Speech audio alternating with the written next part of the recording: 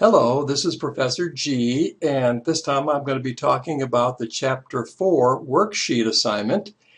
The difficult item in the assignment is this idea of equivalent units.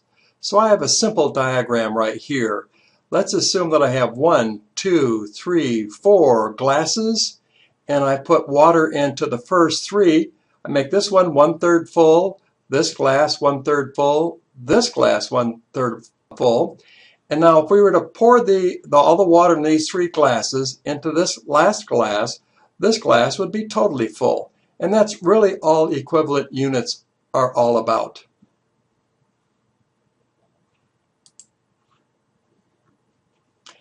Okay, so I've set this worksheet demonstration up a little bit different than what you have.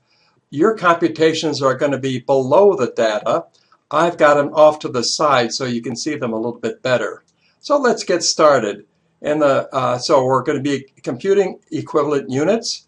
And first are the units transferred to the next department. And we're going to use cell-based formulas. So we'll start with the units in process at the beginning. And then we're going to add to it the units started into production. And then we're going to subtract the units that are in the work in process inventory at the end.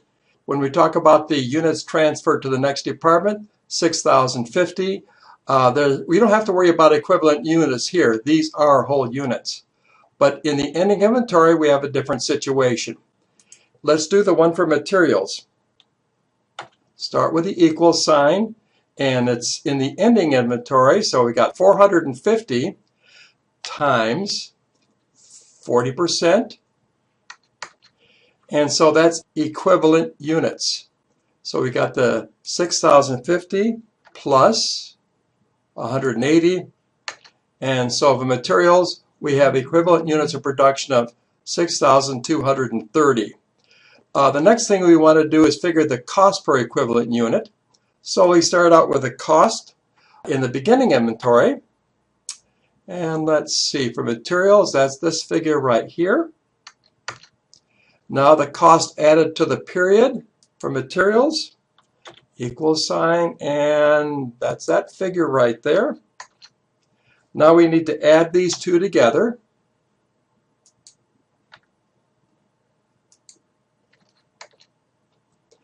Okay, so we have the total cost of $341,412.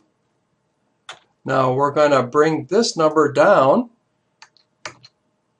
and so there's your equivalent units of production. So let's find out the cost per equivalent unit.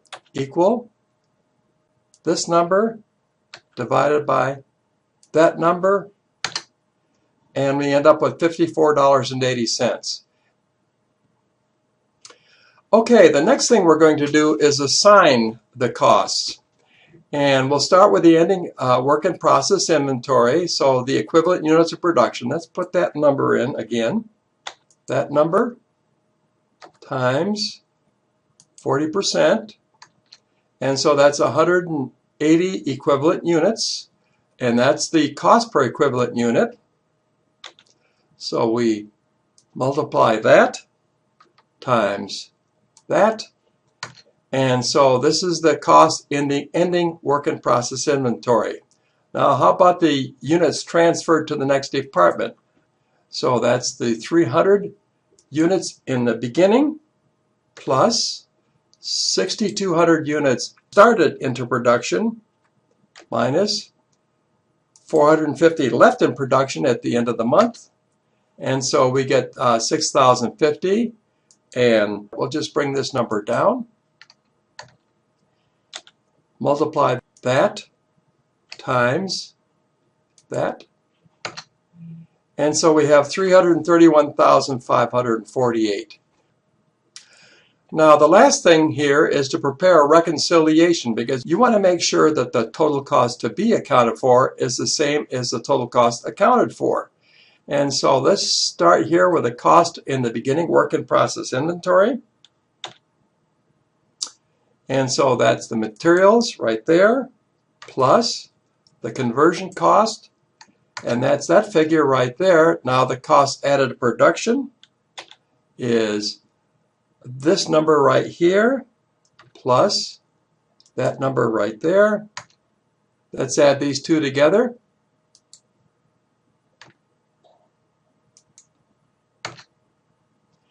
Okay, so you see that this number is equal to this number. And so I hope this is of help to you, and don't be like this manager here in this cartoon who says, I don't know what equivalent units are. Bye-bye.